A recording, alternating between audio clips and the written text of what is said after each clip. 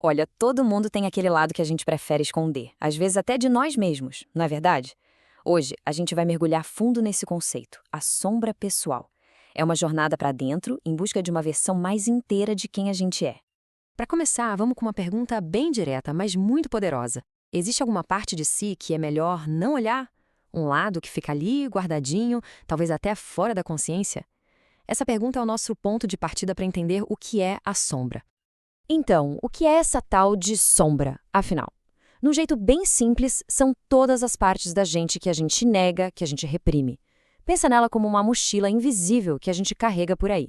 E o ponto mais importante é este: manter essa mochila fechada, finge que ela não existe, nos deixa incompletos. Vamos então falar sobre a sombra pessoal escondida. A gente vai tentar entender por que é tão, mas tão difícil e ao mesmo tempo tão vital olhar para dentro. E agora, como é que se encontram as pistas? Porque a sombra não aparece assim de cara limpa, mas ela deixa um rastro, sabe? Um rastro bem claro no nosso dia a dia. Vamos aprender a seguir esse rastro. E que pistas são essas, afinal? Bom, são aquelas explosões emocionais que parecem totalmente fora de proporção, sabe? Ou aquela irritação que surge do nada com um comentário específico. Isso é um sinal. Outra pista muito valiosa está lá no passado. Em algumas atitudes da juventude, quando nossos filtros eram mais baixos, e a sombra, bom, ela dava as caras com mais facilidade.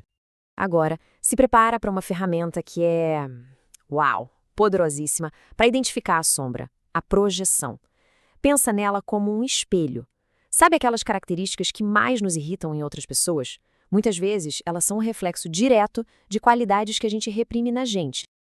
Vamos ver o exemplo prático para ficar mais claro. Imagina alguém que simplesmente detesta a gente narcisista ou controladora. Isso pode ser um baita indicativo de um conflito com as próprias tendências narcisistas, ou quem sabe um desejo escondido de ser mais firme, de ter mais controle sobre a própria vida. É uma inversão fascinante, não é?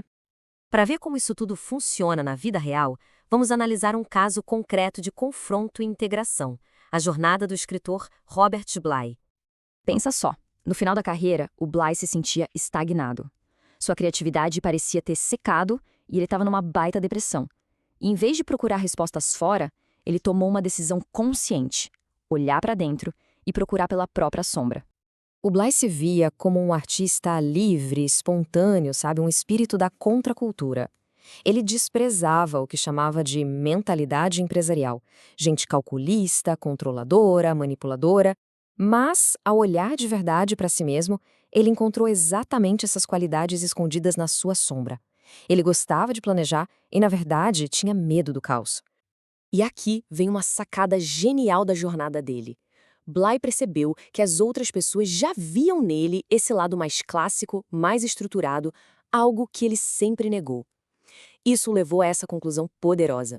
Às vezes, as pessoas ao nosso redor enxergam a nossa sombra com mais clareza do que nós mesmos. E qual foi o resultado dessa viagem para dentro? Foi incrível.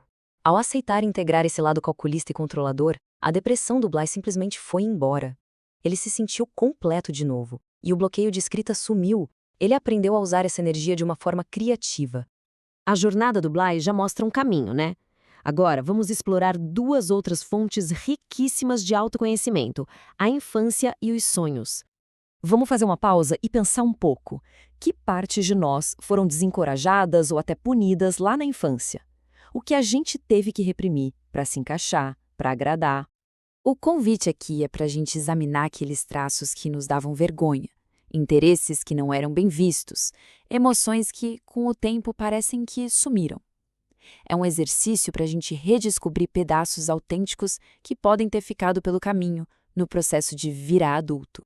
Bom, agora vamos para a fonte mais direta de todas. Se a sombra se esconde na vida acordada, é nos sonhos que ela se revela sem filtros. Os sonhos são o palco onde aqueles comportamentos que a gente evita com toda a força durante o dia vêm à tona. Certo, mas como interpretar essa linguagem? A abordagem é até simples, mas muito eficaz. Primeiro passo, anote os sonhos. Depois, e isso é o mais importante, a ideia não é ficar decifrando símbolos, mas focar no tom emocional, como aquele sonho fez a pessoa se sentir. Por fim, é pegar esse sentimento e levar para o dia a dia e observar as conexões que aparecem.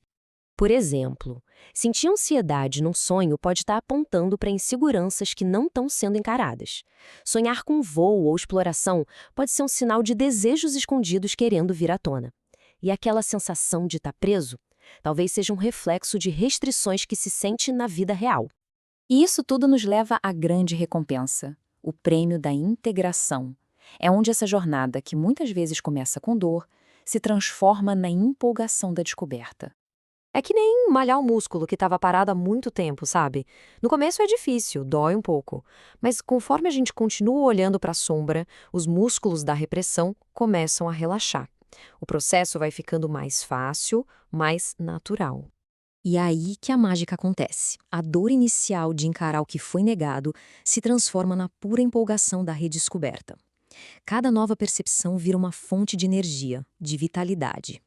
E assim, a gente termina com uma pergunta para reflexão.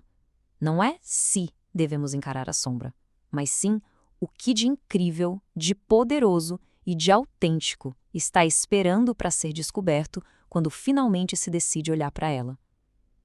A resposta? Bom, a resposta está dentro de cada um.